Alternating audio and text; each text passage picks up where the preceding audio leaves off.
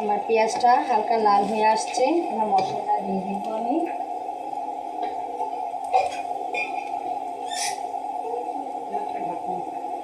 দিয়ে দিচ্ছি পানি, মশলাটা কষানো যায়। তারপরে দিব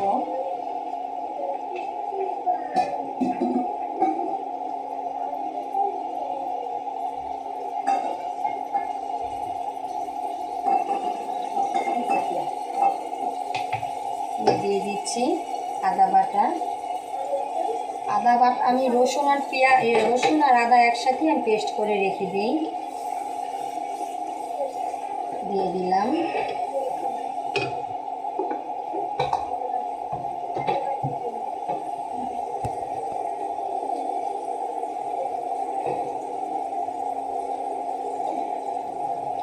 এবার দিচ্ছি লবণ,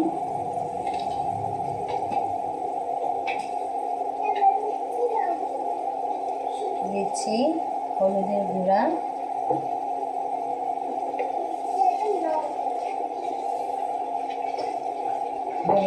দিলাম।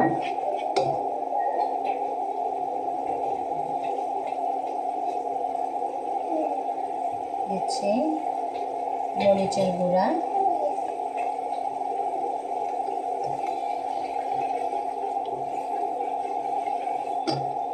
পানি দিয়ে কষানোটা হোক।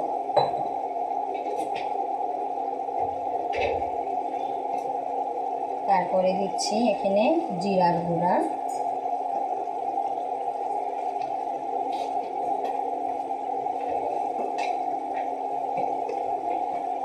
দিচ্ছি এখানে ধনিয়ার গুঁড়া,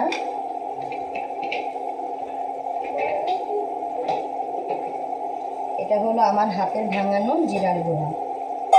বাহিরেরটা তো গন্ধ হয় না, তো তাই আমি সবসময় করি যে ঘরেরটা করে তরকারিতে অ্যাড করার জন্য। আমার এটা কষানো হোক মশলাটা, তারপরে আমি দিয়ে দিব। আর যেহেতু তো মাংসের মতো তো ভালো করে কষাতে হবে।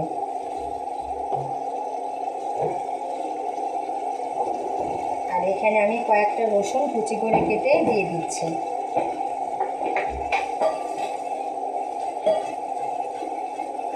তাহলে ভালো লাগবে।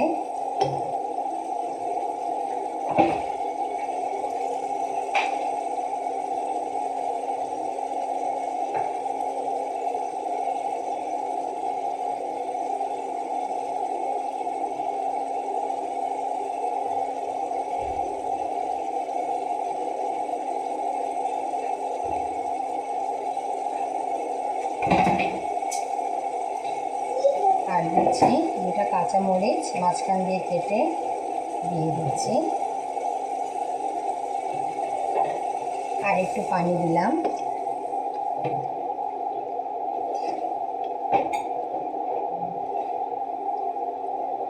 কষানোটা হোক, তারপর আমি গোশগুলো দিয়ে দিব।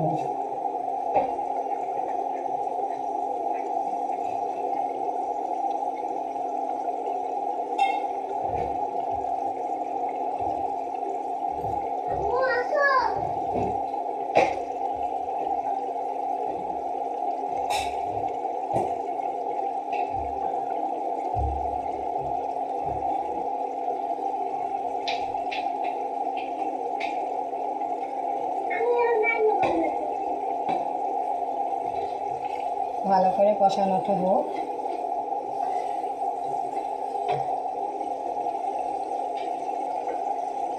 আমার কষানো হয়ে আসছে।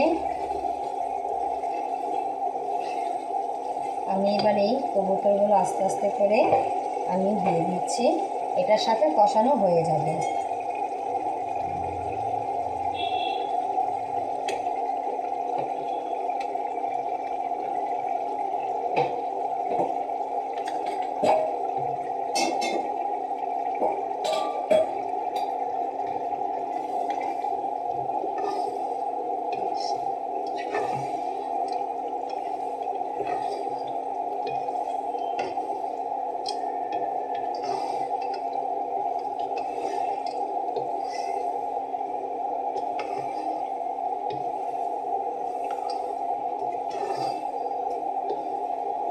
এখন এটা কষাতেই থাকবো, আমি কোনো পানি অ্যাড করব না। বাস এভাবে আমি আস্তে আস্তে করে চুলা আঁচ করে দিলাম, আমি পরে নামিয়ে ফেলবো।